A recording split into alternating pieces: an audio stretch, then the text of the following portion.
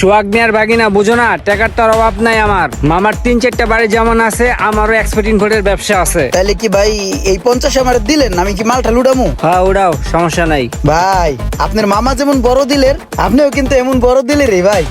আপনার মামা খুব ভালো লোক। হ্যাঁ, মা ভালো মানুষ, আমি ব্যাগ নাকি খারাপ মানুষ নাকি? আমিও ভালো মানুষ, এটা বুঝতে হইব তোমার। তাহলে আজকে বিকেলে আমি মাল আনতে যাবো। মামা, মাস তো প্রায় শেষ বুঝছেন। বাসা ভাড়া তো আগে দিলেও দিতে হবে আর পরে দিলেও দিতে হবে। তো যাক গো, আমি আবার এক জায়গায় যাবো ব্যবসায়িক কাজে। এই লন, বাসা ভাড়াটা রাখেন, ঠিক আছে? তোমার মতো ভালো ভাড়াটিয়া আমি আমার বাহির জন্মও দেখি নাই।